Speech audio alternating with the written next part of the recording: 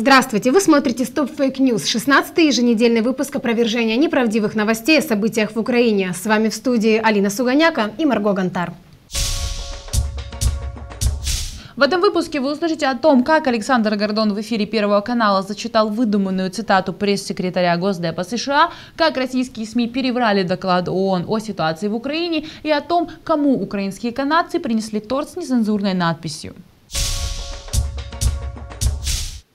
Российский Первый канал выдумал цитату пресс-секретаря Государственного департамента США Джен Псаки об украинских беженцах. Ее зачитал ведущий программы «Политика» Александр Гордон. Не могу не удержаться от цитаты. Официальный брифинг Госдепартамента пресловутой Джен Псаки. В России нет беженцев из Украины. В Украине все спокойно и под нашим контролем.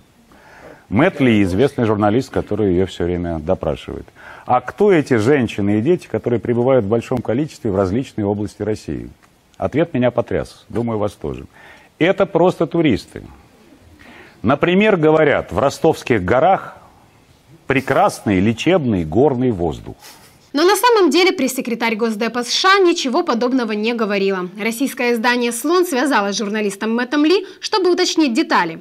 «Я никогда не слышал, чтобы она говорила что-то подобное», – ответил Ли. После этого он написал в своем твиттере, что вообще не говорил Псаки о беженцах и Ростове. Также нет никаких похожих заявлений в официальных расшифровках Госдепа, которые публикуются на его сайте. Выдуманная цитата Псаки была широко растиражирована российскими СМИ. Позднее Ли на примере одной из таких перепечаток также подтвердил, что это ложь.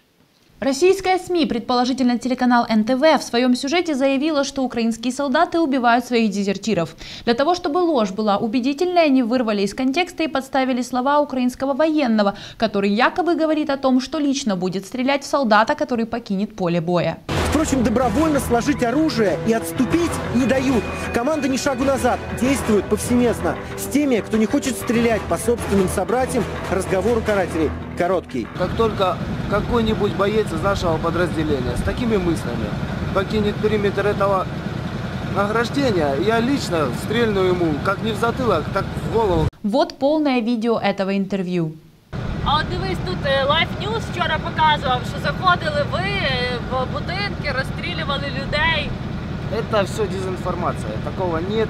И я, как житель этого города, вчера своему командиру сказал, что как только какой-нибудь боец из нашего подразделения с такими мыслями покинет периметр этого ограждения, я лично стрельну ему как не в затылок, так в голову, как только он будет сюда возвращаться. ООН признала преступление киевских властей. С таким заголовком 19 июня вышли многие российские интернет-СМИ. Это заявление – ложь. В своем материале КМРУ переврали доклад наблюдателей ООН о нарушениях прав человека во время кризиса в Украине. Журналисты пишут, в докладе отмечается, что нарушения прав человека на востоке страны включают в себя похищение, задержание, пытки и убийства. Чаще всего эти действия совершают военные. А вот что на самом деле написано в докладе. Похищение, задержание, акты жестокого обращения, пыток и убийств вооруженными группировками теперь затрагивают широкие слои населения двух восточных регионов, которые сейчас находятся в атмосфере запугивания. Вооруженные группировки должны быть принуждены к остановке их нелегальной деятельности и сложению оружия.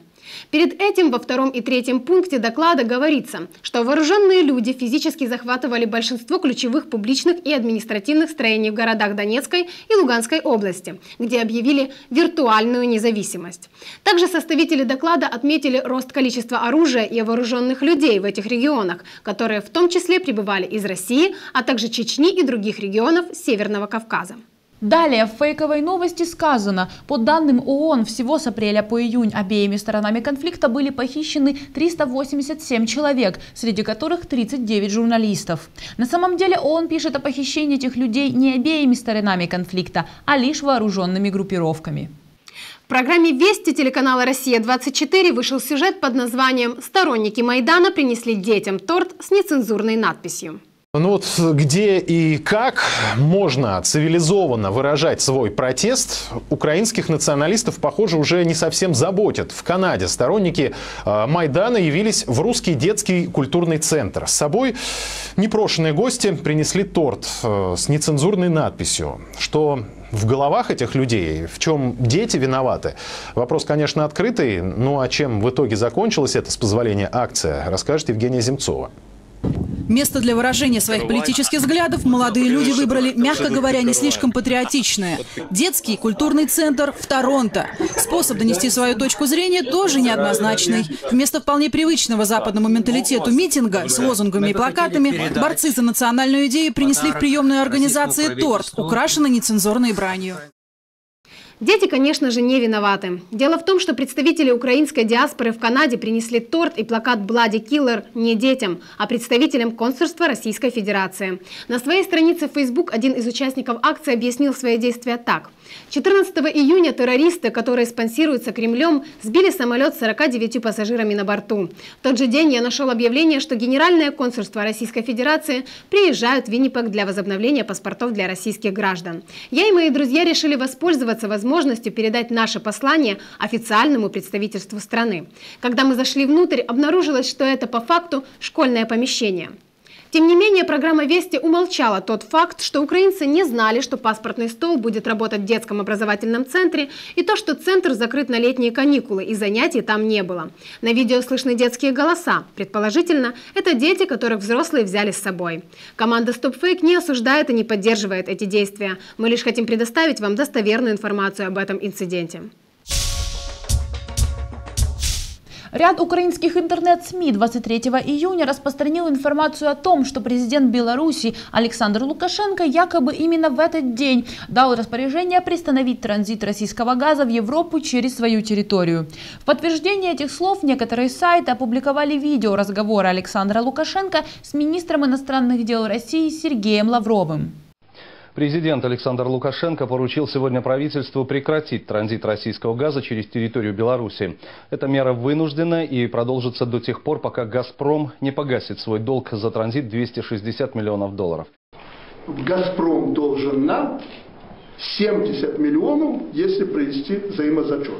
260 миллионов они нам должны за транзит, 190 мы им должны за эти 4 месяца, которые мы вели переговоры.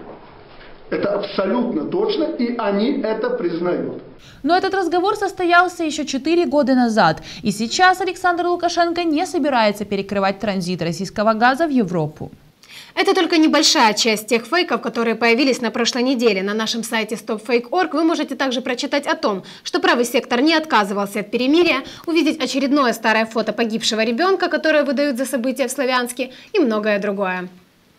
Подписывайтесь на наш YouTube-канал. Благодарим за ваш интерес и поддержку. Если вы считаете проект StopFake нужным, вы можете помочь нам. Реквизиты для перечисления средств на развитие проекта находятся на нашем сайте stopfake.org. Оставайтесь с нами.